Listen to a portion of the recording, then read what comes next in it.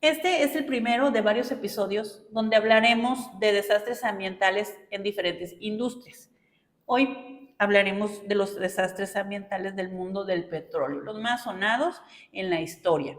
Desastres que dejaron huella y aunque han pasado muchos años, siguen impactando en nuestro planeta. Escándalos que fueron protagonizados por grandes compañías como British Petroleum, Chevron, Exxon, Halliburton y por supuesto nuestro querido Pemex.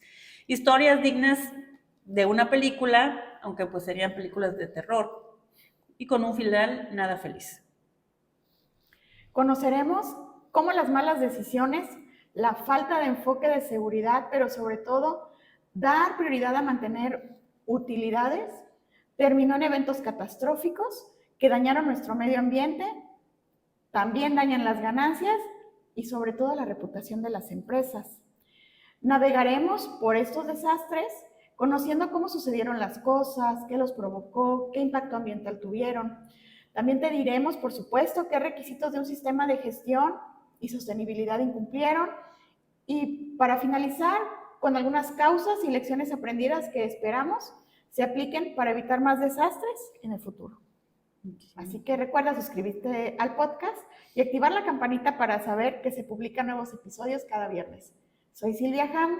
Y yo soy Carmen Ferman. Bienvenidos a iSostenible Podcast, el único podcast que conecta la realidad con la sostenibilidad y los sistemas de gestión de una forma sencilla y entretenida. Sistemas de gestión como rueda de hámster, sostenibilidad de cuento de hadas, no más. Y Sostenible Podcast. Sistemas de gestión que sí avanzan. Sostenibilidad que da resultados. Soy Silvia Ham. Soy Carmen Ferman, apasionadas de la sostenibilidad y la gestión. Prófugas de la burocracia y el greenwashing corporativo. Bienvenidos. Y Sostenible Podcast. Gestión sin filtros. ¿Qué tal, Silvia? ¿Cómo ves este tema? Muy interesante, bueno, al menos a mí me parece que es muy interesante, triste pero interesante, de estos grandes desastres petroleros que han impactado nuestro planeta, se han hecho en muchas ocasiones pues virales, un gran tema y que ojalá fuera un tema de historia antigua, pero por desgracia no es así. Y además pues no han sido pocos los eventos que han sucedido en la industria en general y también en la industria petrolera. Hola, Carmen. Pues sí, completamente de acuerdo. Estos temas desearíamos que fueran de hace muchísimo tiempo, que no hubiera más impacto, que no hubiera más consecuencias acerca de ellos, pero hay unos que son muy recientes. En esta primera parte, en este episodio, vamos a tratar unos acerca de la industria petrolera. No es el único o la única industria que ha tenido desastres, pero bueno, ya vamos a hablar en otros episodios de otros tipos de desastres naturales en otras industrias. Sí, de verdad que hay temas de película ahí. Y aunque inicialmente pensamos hacer un episodio que fuera solamente de desastres ambientales, tristemente empezaron a salir muchas cosas, tantas que logramos clasificarlos por tipos de industria. Y pues ni modo, aunque mi corazón, como siempre, como digo, se rompió porque sí, qué triste. Fue una gran decepción porque existen muchos eventos de estos, pero pues al final la intención de compartirlos pues es evitar, ¿verdad?, que se vuelvan a repetir, que la gente aprenda de experiencias como lecciones aprendidas para evitar pues que se siga impactando el medio ambiente y también pues se pierdan vidas. Sí, totalmente, Carmen. Entonces, para no dejar ya a nuestros amigos y sostenibles esperando por estas historias de terror dramáticas también, empecemos por casa. ¿Te parece?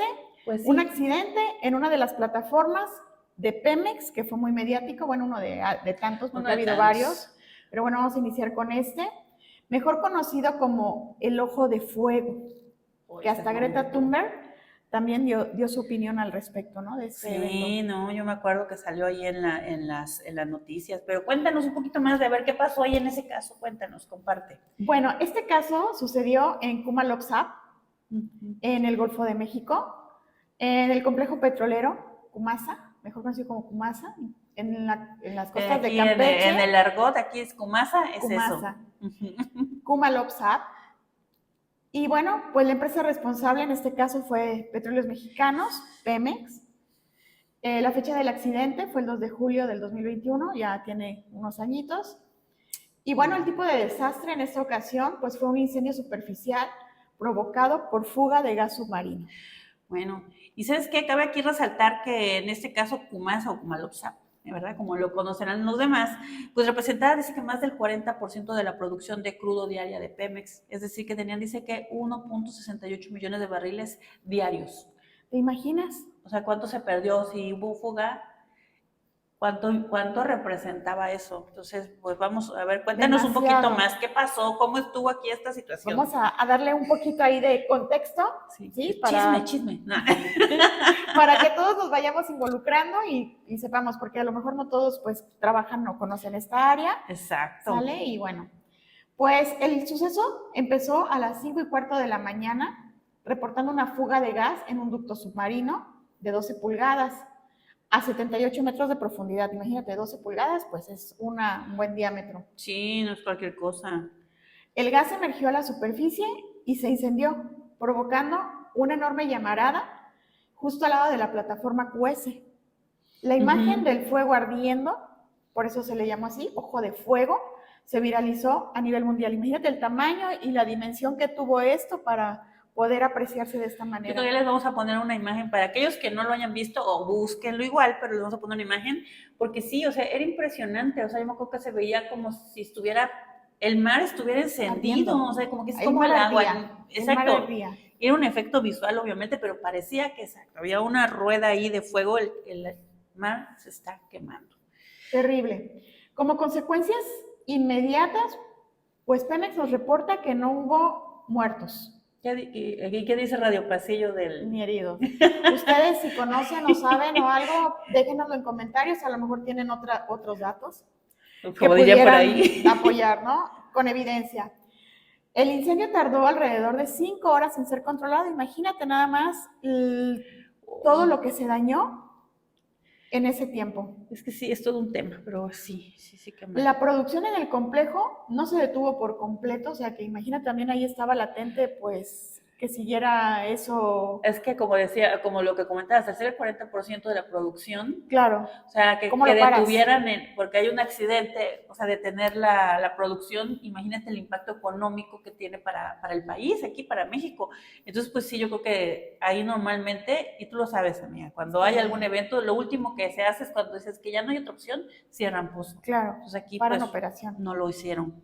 Bueno, se movilizaron 3 embarcaciones contra incendio y personal operativo. Si preguntaran cómo es una embarcación contra incendio, sí, eso iba de... bueno, pues estas son unas embarcaciones que tienen, se les llaman FIFIs porque son firefighting, y tienen unas, pues, sistemas que arrojan agua a recirculan, ¿no? Realmente, ¿no? Sí, y la lanzan a grandes distancias. Y, o sea, la presión es mucha. Es demasiada.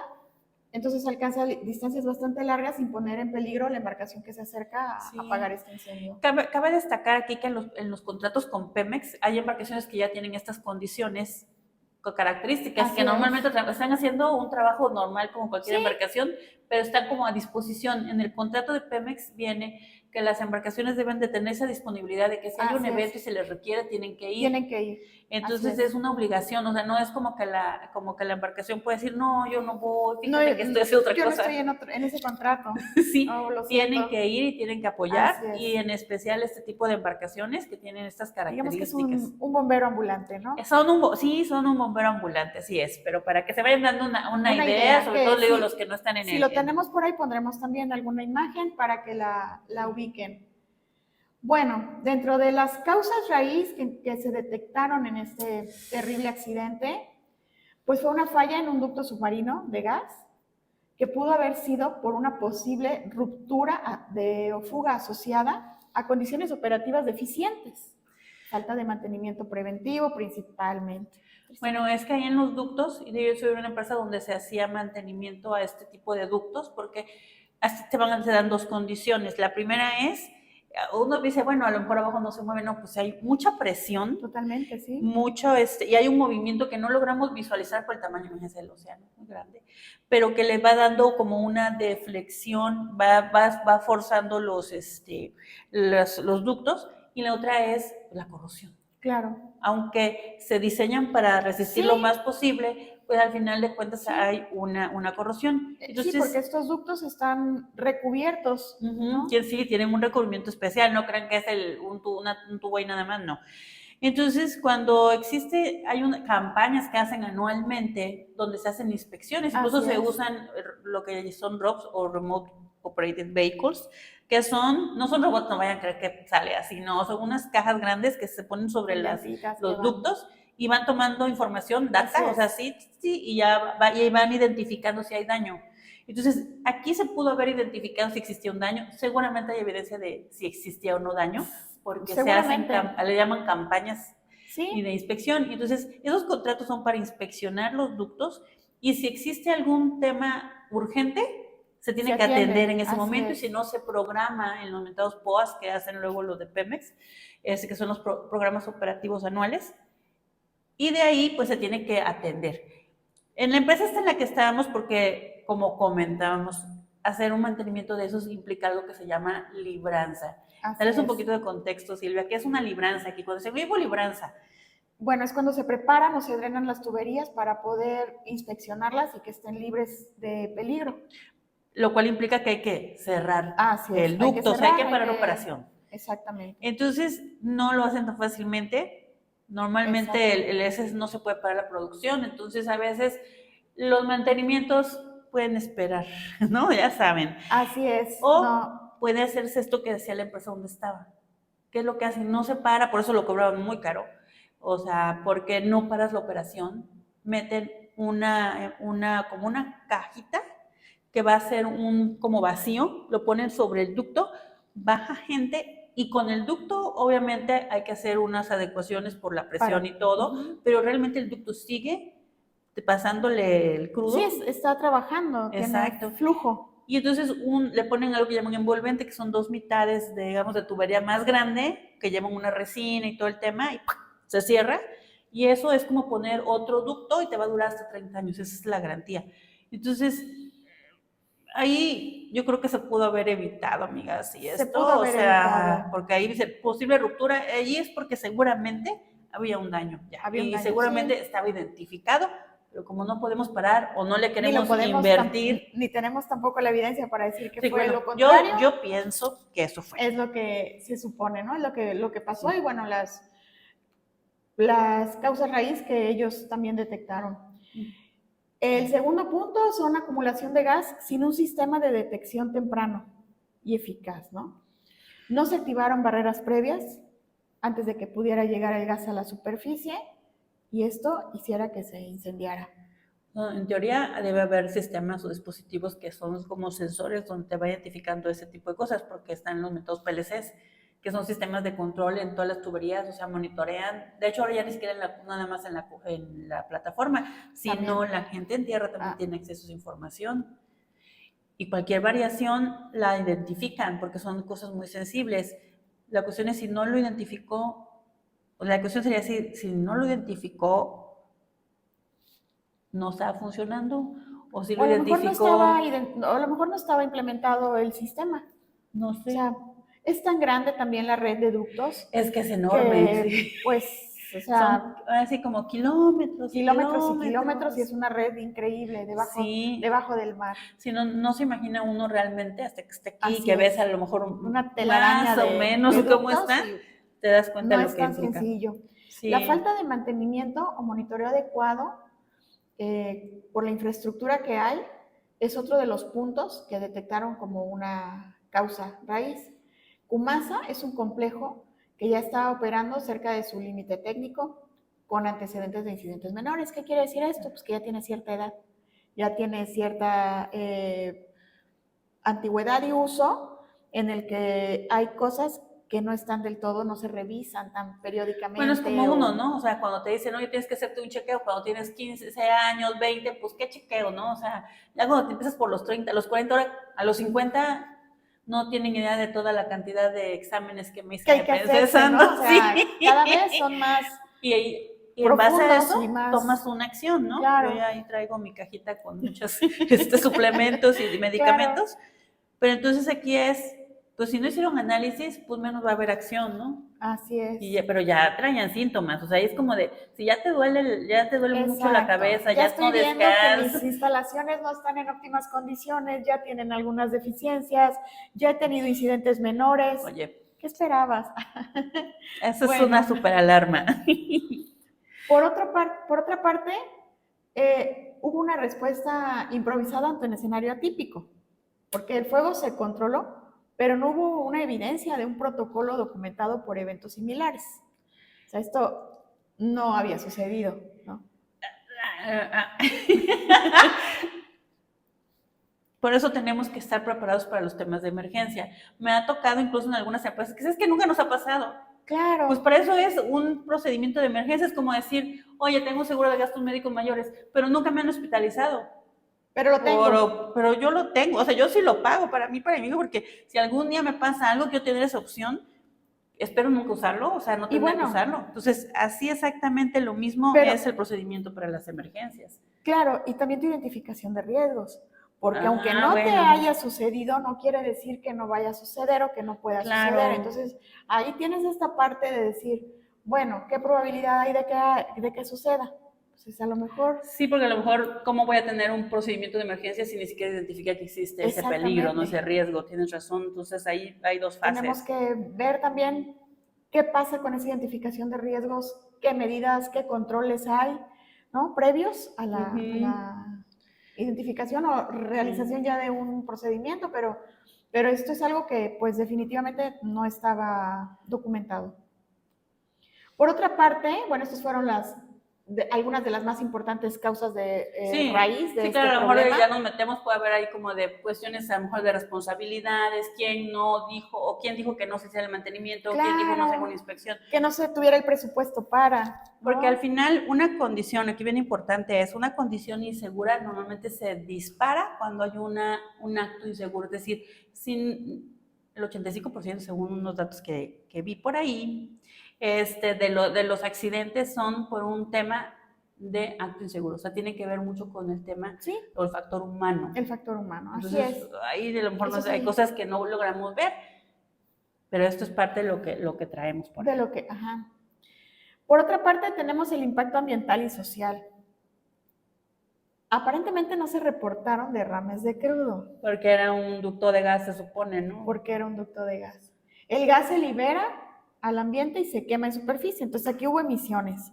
Es lo que te decía, a lo mejor no como que el gas sea un contaminante en sí, pero al quemarse todas las emisiones de gas Así es, exactamente. Cambio climático, ahí te va esto. Ahí te va. La empresa declaró que no hubo una afectación ambiental significativa. Pero, a ver, no sé. O sea, si no tienes idea también de cómo contabilizar o medir las emisiones que hubo, pues no lo sabremos, ¿no? O sea, no pueden ni contabilizar cuántos barriles exactamente estás generando. O sea, es difícil. Bueno, imagínate eso. Claro. Es medio difícil sacar una contabilidad real. Pero Sin embargo, no se hizo público un estudio independiente tampoco que demostrara qué impactos hubo sobre el agua, sobre fauna, sobre ecosistemas, sobre nada. No, o sea, es que... no, amiga, pues, ¿qué te digo del caso? Es como aquel caso donde mandaron a hacer unos estudios y el tercer reporte ya no lo quisieron sacar porque había conflicto de interés en aquella línea del metro, de la línea 12. En esos accidentes que suele suceder, pues, bueno. Pues siempre hay un tema de infraestructura normalmente, de procedimientos, pero también tiene que ver mucho con cultura y liderazgo. Claro, y va asociado o sea, de la manita ahí todo el mantenimiento, presupuestos, que tristemente pues es dinero, ¿no? Pero hay que darle la importancia. Sí, o sea, sí, exacto, o sea, porque muchos de esos casos ya los iremos viendo en este episodio y en los que siguen, pues como que le dan prioridad al tema de la utilidad y al final, cuando se descubre todo, dirían por ahí le sale más caro el caldo que las albóndigas. ¿Por qué? Porque tienen que hacer a veces remediación, tienen que hacer ahí un tema de multas, claro. Lo que es la parte reputacional, se les va el suelo. Digo, que a Pemex no, veo como que a veces no le importa mucho eso. Claro, pero internacionalmente sí, sobre todo si ahorita, bueno, va a haber más inversión, ¿verdad? Es lo que te iba a decir, ahí con el tema de la inversión, Cuando hay empresas que requieren inversión o todo ese tipo de temas, todo eso cuenta, o el simple hecho de a veces hasta para que trabajes ahí, para que tengas clientes, todo eso en la actualidad cuenta. Bueno, ¿y cuál fue la respuesta oficial y social ante este incidente? Que tenían otros datos, ¿cierto? Pemex minimizó el evento, lo clasificó como controlado y sin consecuencias graves. Hubo críticas de expertos y de ambientalistas porque hay mucha opacidad en los informes y por no presentar datos técnicos verificables, ¿no? Que es lo que más duele. Dices, oye, ¿cómo no vas a presentarlo? ¿Cómo no vas a tenerlo? Se denunció también una falta de acceso a la información pública, volvemos sobre la opacidad, ¿no? Sobre el mantenimiento de ductos y evaluación de riesgos. Ahí está, evaluación de riesgos. Sí, ¿y eso qué te piden cuando estás haciendo un contrato con Pemex? El mentado análisis de riesgo, claro. Que además te lo cobran bien caro porque tiene que ser con una empresa autorizada, con por un software ellos, autorizado. Sí. Pues claro, por ellos. Sí, el primo de un amigo, ¿no? Así es. Entonces, ¿para qué se hace si precisamente al final no se cumplen? O sea, piden mucho papel. La verdad es que Pemex pide mucho papel. Ya nunca trabajé más en la industria petrolera, la verdad, después de este episodio, pero pide mucho papel, pero no hay una efectividad en los controles operacionales, en las acciones, y pasan cosas como estas. Y ¿sabes qué es lo más triste? Que cuando hay una empresa, y yo conozco varios, tengo amigos, o sea, así que me han contado, por apoyar a Pemex en algunas cosas han tenido fatalidades, ¿ok? Fatalidades porque no se apegaron a los protocolos, por quedar bien con el cliente, porque el cliente siempre tiene la razón, o sea, porque se le tiene miedo a la gente de Pemex, es la verdad. Y al final Pemex, ¿sabes qué hizo? Le echó la culpa al proveedor. Pues es que al final sí está dentro de la responsabilidad del proveedor, por mucho que sí, tú le quieras cumplir el capricho al cliente, porque no, y esto es en todas las empresas, o sea, en todas las organizaciones. Claro, en todos tú le cumples lados. El capricho sin tenerlo previamente por escrito. No.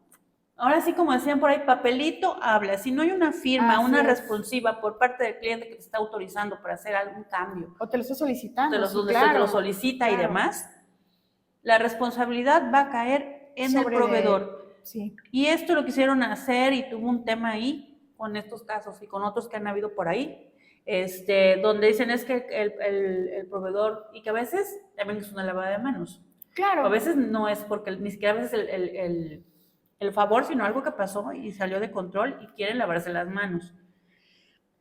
En fin, este tema da para hablar hasta de... Sí, pero vamos a seguir porque si no nos desviamos. Sí, todo esto que está también interesante. Pero bueno, ahí van a venir varios temas importantes. Sí, pero ya es que tantos años en el sector, pues nos hace tener mucha información. 30 años, amiga, desde el 90 y tantos, ¿no? Algunos añitos. 20 y tantos años. No fueron 30, fueron 20 y tantos años. No es tanto. No es tanto, ya me estoy vendiendo como más viejita. Y no, viejita, ¿qué pasó? No. Todavía. Pero bueno, continuemos con esto. Entonces, ¿qué más dentro pasó de ahí? Estas respuestas oficiales y sociales, bueno, pues este evento reforzó la percepción internacional acerca de los riesgos en las operaciones de Pemex, especialmente tras otros accidentes cercanos, ¿no? En otros tiempos. Sí, es que de ese año, bueno, en ese periodo hubieron varios accidentes. Este yo creo que es el más representativo. Sí, pero hubo otro, sí, así es. Sí, es cierto. Entonces, volvemos al punto, la reputación de la empresa, ¿no? O sea, y es que nos dan una calificación de inversión. Exacto. Entonces vas perdiendo credibilidad, vas perdiendo imagen. Nos van poniendo en lugar de AAA, nos van a poner B, menos B. Sí, claro, entonces vamos bajando, ¿no? Sí, claro. Entonces, viendo todo esto, de las cosas que no se cumplieron en un sistema, podemos, pues, detectar. Si tú tuvieras que hacer un reporte de esto, como una investigación o algo, con enfoque de sistema y de sostenibilidad o ESG, ¿qué pondrías, Silvia? ¿Qué tachecitos les pondrías? Salen muchas cosas, pero salen muchas cosas porque habría que tener más información, pero de lo que se dio a conocer, de lo que hay evidencia. De la información que nosotros tenemos acceso porque no estuvimos ahí. Exacto. Y de lo que hay evidencia de manera pública, bueno, pues esto... Vamos a asumir ciertas cosas, ¿no? Vamos a asumir ciertas cosas. Hubo una falla técnica crítica en la infraestructura de alto riesgo. Ah, no, sí, ¿Sí? eso sí. Eso es. Es obvio, ahí sí es obvio, o sea, pues ¿Por qué? un Porque, ducto. claro, que- no hay un sistema eficaz de detección, de monitoreo Ujú. y a tiempo. Sí, claro, algo que te pudiera Que haber que te permitido dé prevenir o evitar que sucediera. reaccionar, sobre Sí, todo, claro, ¿no? Que te claro, claro, permita contener, reaccionar. ajá. Exacto. Otro punto, pues, es que el principio de transparencia no se cumplió, ni de comunicación con partes interesadas Crítico para externas, la ¿no? sostenibilidad, ¿no? Totalmente, totalmente. Crítico para la sostenibilidad. Si tú no eres transparente, olvídate de decir que es sostenible, porque eso me genera una Es un idea de que hay cosas que punto, tienes que esconder. así es, ¿no? No, Entonces, sí. hay opacidad en los reportes, hay opacidad en el mantenimiento, o sea, no está la Sí. información. Otro punto es, digamos, evaluación de impacto ambiental posterior. No se hizo un estudio, No digamos. hay. Entonces, por eso es que dicen, es que no se sabe el daño. Claro, Pero ¿cómo vas a poder porque no lo establecer acciones correctivas adecuadas si no haces un análisis de causa real? Que en teoría se hizo, pero bueno, yo te voy a decir algo, no sé si fue de este u otro que está relacionado, pero conozco las partes por separado y me daban una versión uno, otro la otra y así como de, ok, no cada coincide. quien, pero sí hubo, así, sí, entonces cada quien, como decir, obviamente que cada quien aporta sus evidencias y pues sobre eso hacer los análisis, pero cada quien va con su postura, ¿no? En un Claro, momento dado.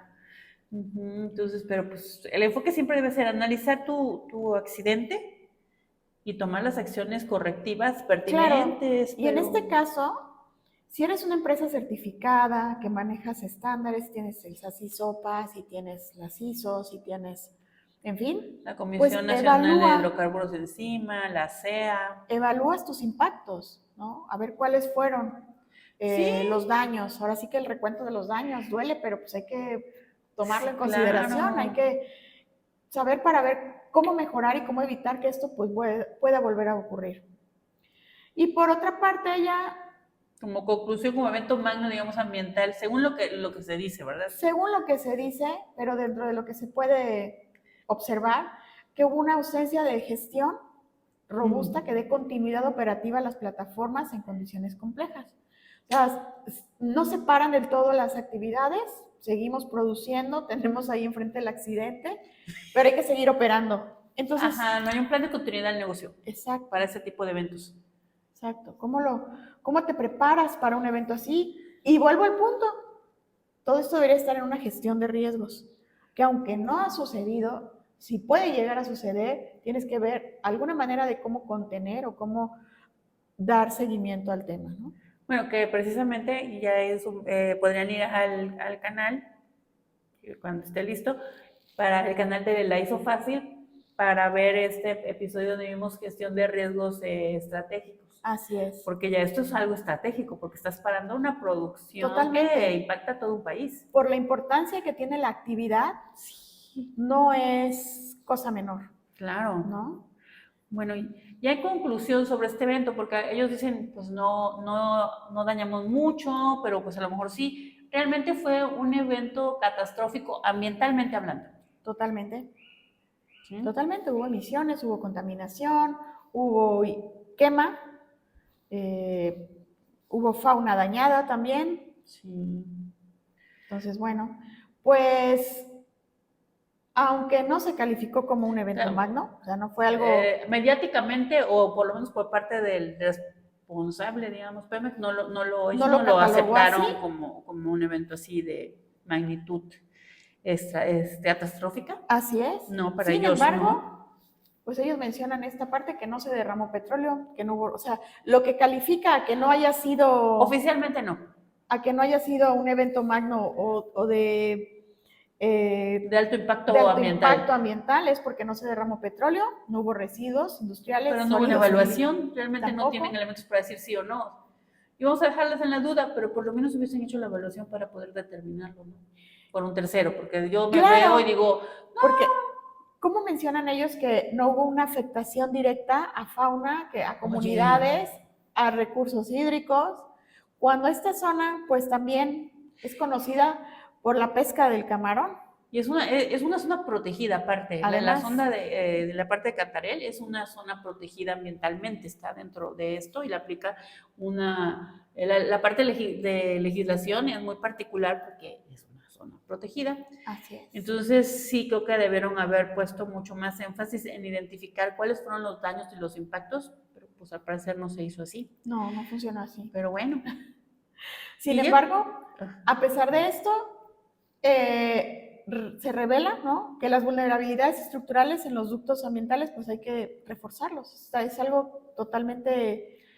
Sí, es que entre más tiempo tiene una infraestructura, y sobre todo que ya tenemos un tema bien importante, bueno, aparte del riesgo es el tema de la corrosión. Así es. O sea, es el tema con el que hay que estar luchando todo el tiempo. Se corroe y se desgasta, ¿no? Porque el recubrimiento aunque protege la tubería, sí, claro, pero pues al final... es más rápido, o sea, si yo lo pongo y lo tengo en mi casa, allá se va a hacer 3, 4 veces más. Al final se erosiona. Y tienen que estarle dando ese mantenimiento. Entonces, para asegurarme que no va a pasar lo que pasó. Pero bueno, otro punto que nos puede decir que sí es un evento grave, ¿no?, es la falta de gestión en el mantenimiento y la integridad de la infraestructura, ¿no? Entonces, esta falta de revisión, pues también. A mí yo te voy a contar que la primera vez que fui a bordo, que era yo una chiquilla, yo fui a dar unos cursos de lo que era el CIASPA, que luego fue SCPA y que yo lo veo más como en el SACISOPA. Y entonces voy y le doy a la gente operativa este curso, donde les decimos no, que la conciencia, esos son los elementos y la seguridad. Era gente que era técnica, los que llaman los sindicalizados, que son operativos, muy operativos. Y entonces, pues ya unos empezaron a saltar así como de, ¿por qué vienen a hablarnos de eso? O sea, estamos hablando del 99, o sea, hace 26 años.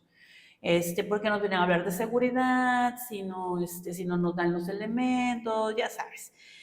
Y entonces me dice una persona, ya dándole estos temas, y me dice, bueno, señorita, es que usted no lo sabe, se los voy a decir así como me lo dijo, así tal cual como me lo dijo. Está usted parada en una bomba de tiempo. Estamos hablando del 99, sí, del 99. Está usted parada en una bomba de tiempo, porque a estas instalaciones, yo subía por la suroeste, a esas instalaciones no les están dando el mantenimiento adecuado. Nosotros venimos y exponemos nuestra vida y traemos cosas de nuestras casas para medio hacer algunas cosas. Digo, a lo mejor también, pues, un poquito de exageración, pero algo habrá de cierto. Algo habrá de cierto. Porque sí, y luego se quejaban mucho que decían, es que nos mandan a planes y planes de gente que ni siquiera conoce las plataformas, nos mandan algunos planos de cosas, proyectos que se van a hacer de mejora. Dice, y ya no coincide, o sea, imagínate, los planos no estaban actualizados, no coincide con lo que realmente existía. Obvio, ha habido proyectos en el entendido de mejorar todos estos temas. Estoy hablando de 25, pero no sé, me da un poquito de miedo porque pues sí han habido muchos eventos en los últimos años que indican que las instalaciones no están en su mejor momento. Claro, sobre todo eso, ¿no? Si no hay esta parte de mantenimiento, de asegurar, ¿no? Asegurar que se dé. Y por último, bueno, pues una débil cultura de prevención, una baja cultura también en la transparencia, ¿no?, con la información en la industria petrolera estatal. Entonces, bueno, pues esto es... No, pues, o sea, todo un tema, la verdad fue un evento muy, muy mediático, porque aparte nos tocó encerrados, todos estábamos sobre el celular, porque fue en el 2021. Sí. Sí fue impresionante, pero te voy a decir que no solo en México se cuecen habas. No, totalmente. Hay otros lugares hay también. Muchos lugares, sí, claro. Sí, y ahorita ya nos vamos a ir a México para irnos a otros eventos que en estos casos sí han sido muy, muy mediáticos a través del tiempo, son históricos, son de hace tiempo, pero el impacto, a veces que todavía se vive. O sea, no es algo que ya pasó hace, ya hicieron una remediación, porque eso es lo más triste, yo creo que de los eventos ambientales, que no es algo que dice, bueno, ya se murieron 3 peces, 4 algas, lo recogí y ya ahí paró. No, el impacto puede llevarse décadas, entonces es muy triste porque impactamos y nuevamente en pro de la utilidad. Y ahorita vamos a hablar del caso del Exxon Valdez, que ese es un caso emblemático para el área marina, o sea, los marinos te cuentan ahí, ya luego vamos a ver por qué este caso, que fue un derrame en Alaska, y que ahí sí estuvo feo. en donde dicen Prince William Sound, que es la costa del sur de Alaska, Estados Unidos, donde aparte hay muchas zonas que también son protegidas y hay mucha fauna muy particular, los ositos, todos los queremos, foquitas, Sí. la fauna muy particular. Entonces la empresa responsable aquí, pues bueno, obviamente fue Exxon Corporation, que hoy lo conocemos como ExxonMobil. ¿En qué fecha? El 24 de marzo de 1989, un derrame masivo de petróleo crudo en un ecosistema marino Qué costero. terror. Fue horrible y fue de la manera más tonta. O sea, realmente. Cuéntanos Pues, cómo ¿qué fue. pasó? Cuéntanos, Ahí vamos a ¿qué ver. pasó? Es el superpetrolero, porque lo consideran un superpetrolero porque llevaba mucho más que lo que normalmente lleva un petrolero. Entonces, era el volumen de crudo que llevaban era mucho. Cargado y con más de 200,000 toneladas de crudo y encalla en el arrecife de Blig, porque se desvía de su ruta habitual. Aquí es importante aclarar que cuando entra un barco, los barcos dependiendo del tamaño tienen un calado. Es decir, abajo de lo que nosotros vemos hay 3 metros, 5 metros, 20 metros, dependiendo del tamaño del buque, pues más hay por debajo. Entonces existe una especie de mapas del subterráneo donde dicen, mira, por aquí no vas a poder pasar porque vas a quedarte ahí encallado. Por aquí sí. ¿Sabes qué? Aquí nada más van a entrar hasta este tamaño o este nivel de calado de embarcaciones. Entonces, por eso es importante que sigan las rutas y que no vemos, pero serían como calles, ¿no? Sí. Que están por debajo del agua. Están trazadas. Exacto, porque se hacen dragados para poder permitir esa circulación de las embarcaciones. Pues al parecer, pues el capitán deja encargado me imagino que va a ser el primer oficial. Sí, bueno, no los hay oficiales. Normalmente, alguno de los oficiales, quiero pensar que el primer oficial, pero bueno. Y pues de repente perdieron rumbo y allá fueron a dar. Y ese es que era un arrecife. Qué triste, O sea, aparte a un lugar así como de... Y entonces él dice que el accidente provocó el derrame de aproximadamente 41 millones de litros de petróleo crudo en el ecosistema marino. Qué fuerte. Entonces, ¿qué pasó? Al momento de hacer de que pierde rumbo o que se va por otro lado, claro, pasa por este arrecife, el arrecife le rasga de 14, si no mal recuerdo, eran de 14 compartimentos que traen, ya ves. Que sí, los tanques. Los tanques, exacto. De 14, 11. O sea, todo. Y luego se ve así, bueno, estuve ahí medio viendo ahí, baja un buzo a verificar el nivel del daño, hacer una inspección, un pequeño survey ahí local, y entonces le dicen, y se oye al capitán hablando así como diciendo, bueno, pues aquí como que tuvimos un eventillo, así, bueno, le estoy poniendo ya de mi cosecha, pero sí, prácticamente así, nos vamos a tardar un poquito, porque parece que hay una fuguilla, ¿no? Así de, ok. Pero no era consciente de lo que había abajo. Pero ya no, hasta que bajan y todo ya ven y creo que se subestimó el daño de lo que se tenía, por eso pues lo vieron así al principio. Sí, qué desesperación, ¿no? Qué triste. Ay, no, amiga. Porque de esto abundan imágenes de las pobres aves, todas cubiertas de crudo, feo. toda la costa. Mira, o sea, fue horrible. De verdad, sí. No, sí, más totalmente. Que esto, o sea, es muy triste. Para mí sí, exacto, es así, polvo hecho mi corazón. Es muy triste ver cómo afectamos a la fauna, porque la fauna, es decir, el ser humano no sabe vivir en equilibrio con el sistema. Pero cuéntanos, Carmen, más o menos, ¿cuál fue el daño? Pues para es que mira, tengan una idea más o menos de lo que alcanzaron a contabilizar. Mira, más de lo que se reporta, porque yo voy a decir que normalmente, por ejemplo, es como uno que vamos a ver, que hubo daño aquí en México y no le pagaron, no reconocieron que hubo daño. Pero bueno, ya en el siguiente episodio les contaremos, por eso vamos a darles misterio. ¿Ok? Entonces, consecuencias inmediatas, amiga. Contaminación de más de 2,000 kilómetros de costa, o sea, 2,000 kilómetros de costa. O sea, es como, ¿de aquí a México? No, más, de aquí a México son 1,000 kilómetros. Pues es como si nos fuéramos. Atravesar para los el que país. no, exacto, busquen México y digan Mérida y luego Mexicali y ahí miden. Eso es. Ese tanto, y en los mapas lo vemos chiquito, pero pónganse a pensar en lo real. Muerte masiva de fauna, más de 250,000 aves marinas.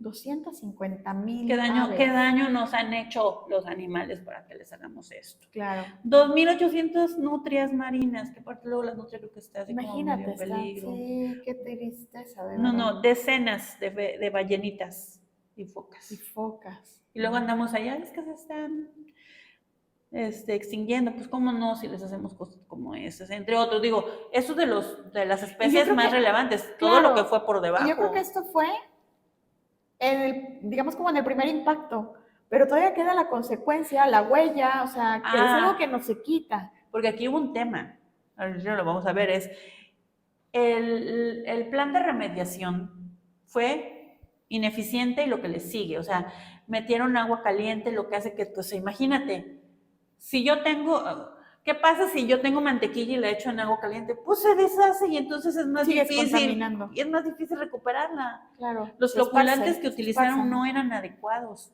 Entonces hubo muchas cosas que hicieron que todavía el impacto sea mayor al que pudo haber sido si hubiesen tenido un buen plan de atención a la emergencia. Volvemos a la importancia de tener atención a la emergencia. Pero bueno, obviamente la paralización de la pesca y el turismo local, ¿ok? Y bueno, ya esta parte, pues lo estético, digamos, en la parte de la visibilidad, pero pues aquí lo importante, pues es lo que decías, el tiempo que está. Lo que permanece. Ay, sí. Y la verdad es que aquí hay un tema que a mí me es como de, todavía no lo termino de digerir, es el tema de las causas. Porque una de las causas que pusieron ahí es que se presume, y no de que hay como me presume, no de que es, bueno, se sospecha, se considera, no hay una comprobación, al parecer al final. Presuntamente, el capitán venía en estado de ebriedad. Uy. Por eso es que delega él la responsabilidad y por eso a lo mejor también, y eso ya es una suposición, no tiene esa parte de la atención adecuada. Entonces el capitán se llama Joseph Hasselwood, entonces está presuntamente alcoholizado, delega el control. Al parecer el oficial no tenía experiencia, por eso es tan importante el tema de la competencia. En el tema marítimo está muy regulado, pero aún así, pues no es por mucho que tengas algunas credenciales y demás, pues igual si el capitán, porque donde manda capitán no gobierna marinero. Totalmente. Entonces, dice, es por temas de seguridad, el que haya estado en el tema marítimo entiende por qué se tiene que seguir la palabra del capitán por cosas como esas.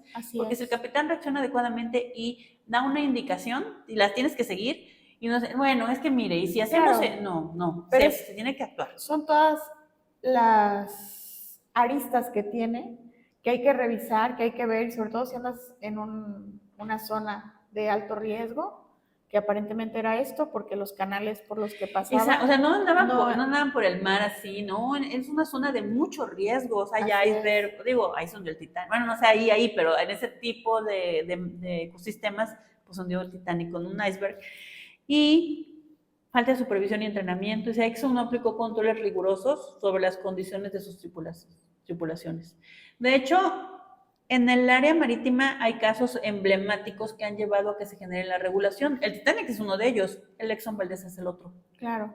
A partir de este evento se generaron, ahorita vamos a ver ya en el cierre ¿cómo se llama? Del caso, cuáles son estos temas que se tocaron por parte de la OMI o la Organización Marítima Internacional. Y entonces no aplicó controles rigurosos sobre las condiciones de sus tripulaciones, es decir, competencia. Volvemos al punto, competencia.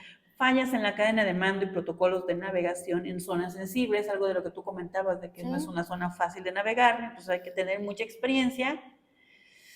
Y obvio, la deficiencia, que eso fue lo que marcó el tema de que se siga teniendo todavía consecuencias sobre este tipo de derrames, es la deficiencia en la respuesta de emergencia, que eso le costó, o sea, no solo no tenían un plan adecuado, sino tomaron acciones que incrementaron el nivel de impacto. Volvemos a lo mismo, jamás te imaginas si pones tú en tu plan de riesgos que vas a tener un evento de esta magnitud. Entonces, o sea, el Titanic decía que era el barco, la embarcación que nunca se iba a hundir, el primer viaje se nos hundió. Y no tenías suficientes salvavidas, ¿no? Sí. En este caso, pues jamás te imaginas que a pesar de la capacidad que tiene de transportar este tipo de, pues, sustancias, que es crudo. Y en el volumen, claro, que traía. Entonces, no te imaginas que pueda suceder y cómo llegarías a contener una situación como la Es que que te se voy a dio. decir algo, y algo que me dijo algún jefe que tuve, porque le digo, es que necesitamos hacer un refuerzo de algunos temas porque están pasando cosas, y cosas bien X, o sea, tú no vas a pensar que no, que nos están generando riesgos en los procesos administrativos. Sí. Y me contestó él así como de, pues es que eso que me estás diciendo es de sentido común.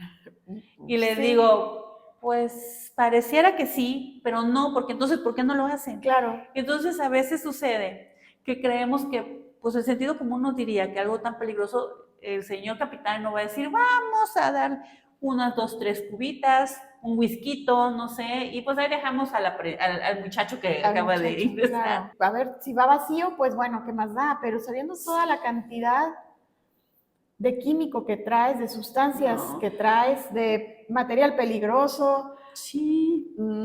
Pero tienes una responsabilidad con la vida de todas las personas que van en tu embarcación y tienes una responsabilidad no figurativa, legal.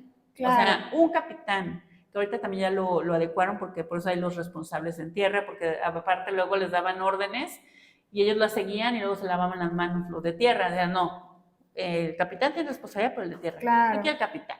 Pues esa parte, ¿no? Dice, pues imagínate, equipos de contención de remes insuficientes y malentendidos, lo que te decía, agua caliente, por favor. Pues no. Respuesta lenta. Pasaron más de 14 horas. O sea, Qué lamentable, imagínate. que fluya, decían, ¿no? Sí, antes de iniciar se salga toda la maldad. Sí, y ya no pese el barco. Sí. No existía una infraestructura adecuada para una respuesta rápida en la región. Y yo creo que todo esto que vemos aquí arriba viene de esta causa que está, la última. Falta de regulación efectiva. Ahora existen muchos controles. Obviamente luego hay banderas que son más relajadas, vamos a llamarle, más relajadas que otras. Bueno, sí, pero la va gran mucho, mayoría claro. se ponen las pilitas, ¿no? Entonces, falta de regulación efectiva, porque antes del accidente de las leyes de seguridad marítima en Estados Unidos e internacionalmente eran súper laxas respecto a la navegación de superpetroleros en áreas ecológicas sensibles. No existía el MARPOL. No. Eso no había. No. Y bueno, tal vez tampoco había habido un evento tan significativo. Es que por desgracia las personas, el ser humano, somos como de nunca, no va a pasar. O sea, el COVID. Claro. Oye, fíjate que puede haber una epidemia. No, claro ¿cómo que crees? no te imaginas que van a estar encerrados. No, claro que no. Desde 3 semanas. No, pues no. Ok, no. Disminuimos los riesgos cuando nunca ha pasado. Nunca me va a pasar. Caemos en el exceso de confianza, que ese es un tema bien relevante. Entonces, hemos ido aprendiendo a través del tiempo y todo lo que ahora vemos ha sido consecuencia, pues muchas veces de cosas como estas que tristemente, pues ahí sigue el impacto, ¿no? Entonces, y precisamente hablando de impacto, vamos a hablar de este impacto ambiental y social que tuvo en sí mismo este caso, ¿no? Y dice, pues, la destrucción del ecosistema marino y costero, en una de las zonas más biodiversas del Ártico. O sea, imagínate. Dijo, ¿dónde puedo hacer más daño? Aquí, ahí derramo, claro, sí, mucho. Por favor. Sí, como que, o sea, dices, secuelas ambientales que han perdurado por décadas, petróleo atrapado en sedimentos en zonas rocosas. O sea, todavía podías, o sea, si le buscas, todavía encuentras por ahí residuos del Exxon. Totalmente sí. Y un impacto socioeconómico y devastador para comunidades de pescadores, pueblos indígenas y turismo local. Claro, es que parece que no, pero es una cadenita y arrastra todo. Claro. Todo. Bueno, ahora imagínate, a saber si de lo que hay ahí todavía, como dices, puede haber residuos todavía de crudo que vuelven, pues, poco probable para el turismo, digamos, ¿no? Que si a eso se dedicaba esa zona o la pesca. De hecho, hay especies que son muy valoradas y entonces para la industria pesquera de esa zona impacta. De hecho, hay hasta documentales de la pesca en Alaska donde van porque les pagan es muy riesgoso. Es muy riesgoso, o sea, no era sorpresa, no entiendo aquí por qué callaron eso. Y les pagan muy bien porque lo que van a pescar ahí es muy, muy valorado. Entonces, imagínate la afectación económica que aquí habría. En la respuesta oficial y judicial, porque hubo obviamente un proceso judicial, aquí a diferencia de los temas que se dan aquí internos en casa, en Estados Unidos sí tienen mucho el tema del proceso judicial, donde les dejan ir multas por bueno, te voy a decir por cuánto. En este caso pagó más de $2,000 millones en limpieza y acuerdos legales. Y además, eso nada más para como la remediación, digamos, ¿no? Ujú. Además, tuvo que pagar por daños, es decir, por todo lo que impactó. Sí. Que bueno, aquí mira, te voy a decir, porque primero fue por 5,000 millones la sentencia. Y luego, pues claro, seguimos ahí, pero no litigando, amiga, hacemos ahí, seguimos litigando. Y entonces lo redujeron a 500 millones. Wow. Todavía sigue siendo Un mucho. 10%. Pero oye, dices, ¿cuánto vale esas especies que Es afectaron? que la agarraron en oferta, un 90% de Sí, descuento. exacto. Dijeron, ándale, él es el, ¿cómo se llama? La venta nocturna para todo lo que tiene que ver con el impacto ambiental y dale. Y lo que sí, lo positivo, que aquí sí hubo un aprendizaje fuerte, es la emisión precisamente del MARPOL. A partir de esto. Ok, dice la ley de contaminación por petróleo, es el Oil Pollution Act, que de ahí deriva el MARPOL en 1990. Así que fortalece la responsabilidad civil y la prevención de futuros derrames. De hecho, Sí, debe pues traer que es sí. su SOPEP, ¿no? Es el que traen Sí, ese sí. Es precisamente para contención de hidrocarburos. Explícales, por favor, que tú estás más involucrada en eso que es un SOPEP, porque a lo mejor hay personas que nos ven que es SOPEP. ¿Qué es eso? Bueno, pues el SOPEP es un equipo que se tiene para precisamente prevenir la polución, la contaminación por hidrocarburos. Entonces, son unos, como digamos, materiales especiales que son, les llaman calcetines. Normalmente tienen de estos, son largos, ¿no? Son como unos tubos largos así. Son unas cubetas también antichispas, unas palas antichispas, para evitar que al momento de recoger de donde sea, pues al ser un hidrocarburo, que puede ser... Sí, claro, de rápido, así es. Hacemos otro ojo de fuego. Así es. Pues que se presente, ¿no? Entonces, por eso es que se le llama a todo esto equipo SOPEP. Que va acompañado con un plan, obviamente, de emergencia. Totalmente, o sea, sí. Se detalla un plan, es este plan SOPEP. Exacto. Y aparte trae su equipo, ¿no? Sí, entonces el caso ese fue un parteaguas legal en materia de responsabilidad ambiental corporativa. Ahora vamos a darle un enfoque para nuestro sistema de gestión. Si nos tocara hacerle un reportito, porque le llevamos. ¿Qué opinarías? ¿Qué harías? ¿Qué indicaría tu reporte? No conforme a mayor, que le corten la cabeza, sí. Es un decir, o sea, no vayan a pensar, pero en referencia a la reina de corazones.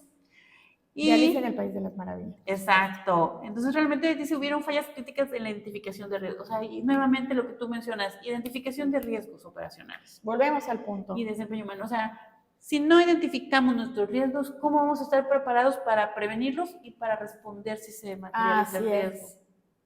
Entonces, ahí ellos hay que tener esa visión de qué pasaría si, a ver, aunque no me ha pasado, aunque es improbable que pase, pero en el dado caso de que pudiera llegar a suceder, ¿qué tengo yo para minimizar el daño, no? Sí, en lugar de decir, no va a pasar, o a veces ni siquiera se te ocurrió, ¿no? Lo que decía, pues obviamente en consecuencia a esto, y bueno, desempeño humano, que tiene que ver con todo el tema de competencia, pero también de cultura, mira. Claro. Porque, por ejemplo, porque aquí, por ahí hay hasta un videillo ahí de la vida en el alta mar de aquí de México, donde se supone que aquí no debes de subir ni alcohol, ni cámaras, bueno, una serie de cosas, menos sustancias ilegales. De hecho, en el código ISM te piden tener una política de seguridad. Sí. Y en esta está incluida también, pues, o normalmente se incluye esta parte de no alcohol y drogas. Así es. Bien, sí, pues bueno, entonces esta parte tiene que ver con desempeño humano, la ausencia de un plan efectivo de preparación y respuestas a emergencias, que si nos vamos al tema ambiental, pues en la parte de 14,000, un sistema de gestión, el requisito 8.2, así se llama, preparación de emergencias. Así es. Y tiene que salir de la identificación de tus riesgos. Entonces, pues obviamente aquí si la identificación de riesgos operacionales está malita, pues así como por consecuencia, por lógica, sentido común, como decía. Sentido común. Un plan efectivo de preparación de respuestas ante emergencias, pues realmente pues, es como una ilusión que no estuvo por eso. Una débil cultura organizacional en prevención de riesgos y ética laboral. Yo me voy por mi whisky, hay que se quede el señor, el segundo, imagínate que se fuera. Que agarre experiencia. Pues así se aprende, amiga. Es que le dijeron, echando a perder se aprende. Y di, órale. Qué fuerte. Así es. Luego dice, y pues obviamente el incumplimiento de la responsabilidad social con respecto a las comunidades que estaban ahí. Imagínate el efecto, sí. En responsabilidad social, cero. Cero. O sea, hubo cero responsabilidad social ahí en este tema, porque todavía en lugar de decir, ok, pues hay que remediar, todavía fueron, no, hay que darles lo menos que podamos. A mí no me vas a dejar una multa tan grande. Y traca. Y pues muchas veces los Ceden. mecanismos legales son débiles y ceden, y pues sí se da eso, pero pues ahí está muy bien. En conclusión, amiga, el caso Exxon Valdez es un ejemplo histórico de cómo una falla humana, un sistema de gestión débil y una respuesta deficiente pueden desencadenar un desastre ambiental de alcance global. Qué triste, qué triste. Sí. De verdad, me pasan por la cabeza todas esas imágenes del rescate de algunos No, animalitos, unos pelícanos, no sé qué Sí, tanto eso había es por muy ahí, típico. y es muy triste, ¿eh? No. A veces no sé, a veces creo que somos como un virusillo que anda por aquí, por la Tierra. A veces pienso eso, pero bueno, esperemos que no sea eso. Pues realmente triste estos casos. O sea, Totalmente tanto, impactantes. sí, ¿No? o sea, impactantes, tristes, y pues creo que aquí lo importante es poder aprender y que sobre todo aquí los insostenibles que nos estén escuchando se lleven estas lecciones aprendidas o estos temas de relevancia para que, pues, aunque es difícil a veces aprender en cabeza ajena, Claro. pues sí traten ahí de mejorar sus procesos en lo posible y de hacer este enfoque, porque de verdad que muchas veces pensamos no nos va a pasar. No, eso no pasa hasta que pasa. ¿Hasta qué pasa? Y eso es como feíto porque no sabes, no pudiste a lo mejor haber implementado controles, pudiste haber hecho muchas cosas. Entonces, el traer estos casos que pues todavía faltan casos, Todavía faltan casos, pero estos dos primeros creo que nos pueden dejar grandes lecciones. Claro. Sobre todo, yo diría aquí, ya para finalizar este episodio, el concluir con estas, yo diría por lo menos 3 puntos que nos llevemos de aprendizaje general de todo este tema, que pues, aunque parece mucho, la verdad, lo tratamos de resumir en lo posible, que nos llevemos. ¿Qué dirías tú, por ejemplo, para empezar? ¿Cuál sería una de las grandes lecciones? Pues mira, evaluación de riesgos. Sí. Considero que esa sería como la número 1, porque es la que te va a dar como que un panorama preventivo, ¿no? Claro. Algo reactivo. De hecho, por eso el cambio también de las acciones preventivas. Sí.